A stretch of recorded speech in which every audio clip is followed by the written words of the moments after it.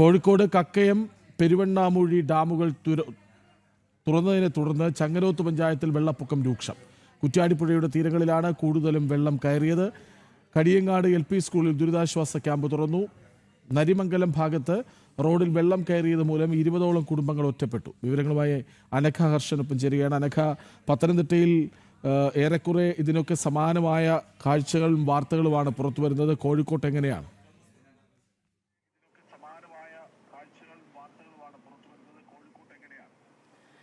കൃഷ്ണരാജ്, കോഴിക്കോട്ട് കുറച്ച് മുൻപാണ് ഈ കക്കയം ഡാം തുറന്നത്. കക്കയം ഡാം, പെരുവണ്ണാമൂഴി ഡാമുകൾ, ഈ രണ്ട് ഡാമുകളും തുറന്നതിനെ തുടർന്നാണ് ഈ പ്രദേശത്ത്, ഇതിന്റെ വൃഷ്ടി പ്രദേശത്തുള്ള ആളുകൾ വെള്ളപ്പൊക്ക ഭീഷണി നേരിടുന്നത്. ഈ പ്രദേശത്ത് താമസിക്കുന്ന ആളുകളുടെ വീട്ടിലേക്കൊക്കെ തന്നെ വെള്ളം കയറിയിട്ടുണ്ട്. ഇവരെയൊക്കെ ദുരിതാശ്വാസ ക്യാമ്പിലേക്ക് മാറ്റിയിട്ടുണ്ട്. പലരും ബന്ധുവീടുകളിലേക്ക് നേരത്തെ തന്നെ പോയിട്ടുമുണ്ട്. കോഴിക്കോടിനെ സംബന്ധിച്ച് ഇപ്പോഴും ചെറിയ രീതിയിൽ മഴ തുടരുന്നുണ്ട്. അതിശക്തമായ മഴ അല്പം മാറി നിൽക്കുന്നുണ്ട്. പക്ഷേ മലയോര മേഖലകളിലൊക്കെ അതിശക്തമായ മഴ പെയ്യുന്നുണ്ട് എന്നുള്ളതാണ്. മറ്റൊന്ന്, ഈ കുറ്റ്യാടി പുഴയുടെ തീരപ്രദേശങ്ങളാണ് അതിരൂക്ഷമായി വെള്ളം പൊങ്ങിക്കൊണ്ടിരിക്കുന്നത്. ഈ പ്രദേശത്തെ ആളുകളൊക്കെ സുരക്ഷിതരായി തന്നെ നേരത്തെ തന്നെ മാറ്റി താമസിപ്പിച്ചിട്ടുണ്ട്. കടിയങ്ങാട് LP സ്കൂളിൽ ഒരു ദുരിതാശ്വാസ ക്യാമ്പ് തുടങ്ങിയിട്ടുണ്ട്. ഈ കുറ്റ്യാടി ഭാഗത്തുള്ള ആളുകളെയൊക്കെ ആ ക്യാമ്പിലേക്കാണ് മാറ്റിയിട്ടുള്ളത്.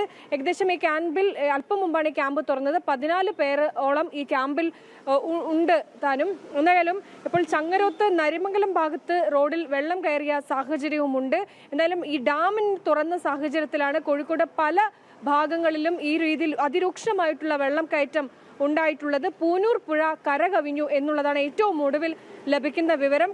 ഈ താമരശ്ശേരിയിലാണ് ഈ പൂനൂർ പുഴ സ്ഥിതി ചെയ്യുന്നത്. അതുകൊണ്ട് തന്നെ പൂനൂർ കട്ടിപ്പാലം റോഡിൽ വലിയ രീതിയിലുള്ള വെള്ളപ്പൊക്കമുണ്ട്. ഇതുവഴിയുള്ള ഗതാഗതം പൂർണ്ണമായും തടസ്സപ്പെടുന്ന സാഹചര്യമുണ്ട്.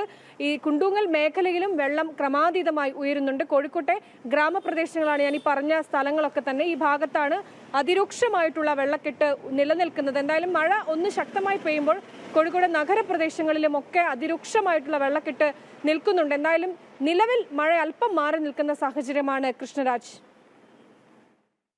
ശരി, അനഘ ഹർഷനാണ് വിവരങ്ങൾ നൽകിയത്.